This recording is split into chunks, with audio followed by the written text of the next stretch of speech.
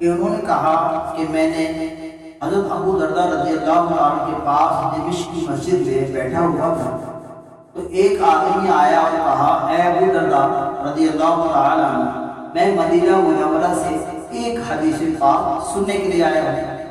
آپ رضی اللہ تعالیٰ کے پاس آیا ہوں، مجھے خبر ملی ہے کہ آپ اس حدیث کو رسول اللہ عز و جل صلی اللہ علیہ وآلہ وسلم سے روایت کرتے ہیں، میں کسی اور ضرورت سے یہاں نہیں آیا۔ یہ سن کر حضرت ابو درداء رضی اللہ تعالی عنہ نے کہا کہ بے شک میں نے رسول اللہ صلی اللہ علیہ وآلہ وسلم کو یہ فرماتے ہوئے سنا ہے، جو شخص علم کی طلب میں کوئی راستہ چلے گا تو اللہ تعالیٰ اس کو جنت کے راستوں میں سے ایک راستے پر چلائے گا، اور بے شک فرشتے طالب علم کی خوشی کے لیے اپنے بازو بچھا دیتے ہیں، اور بے شک عالم کے لیے آسمانوں اور زمینوں کی تمام چیزیں اور مچھلیاں پانی کے اندر مغفرت کی دعا کرتی ہیں۔ اور یقیناً عالم کی فضیلت عابد کے اوپر ایسی ہے جیسے 14ویں رات کے چاند کی فضیلت تمام ستاروں ہے۔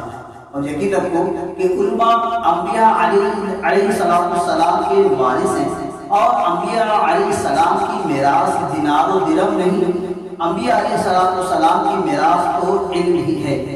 جس نے اس کو لیا اس نے بہت بڑا حصہ لیا۔ میٹھے اسلام بھائی، الحمدللہ رب العالمین، ہمیں معلوم ہوا کہ جو شخص علم سے محبت کرتا ہے، علم کے راستوں پہ چلتا ہے، وہ جنت کے راستوں میں سے ایک راستے پہ چلے گا۔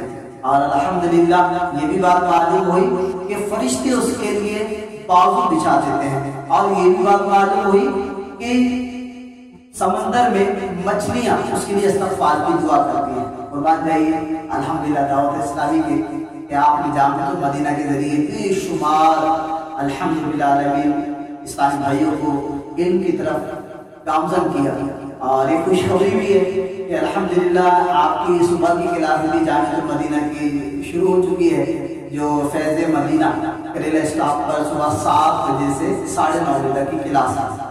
اور الحمدللہ ایک اور خوشی کی بات ہے کہ رات میں بھی فیض مدینہ کریلا اسٹاف پر تقریباً 9:30 سے 11 بجے تک کی کم ہوئے 11:30 بجے تک کی کلاس سٹارٹ ہو چکی ہے۔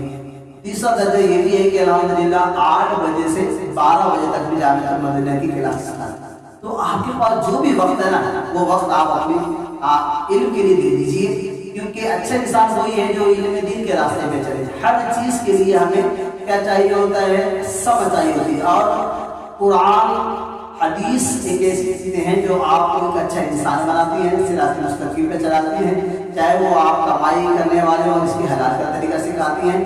تو انشاءاللہ میں امید کرتا ہوں کہ آپ تمام اسلامی بھائی انشاءاللہ تو جلد داخلے بھی لیں گے اور اس کی دعوت کو عام بھی کریں گے۔ اور الحمدللہ یہ ہماری خوش قسمتی ہے کہ ہمیں دعوت اسلامی کا مدنی ماحول ملا۔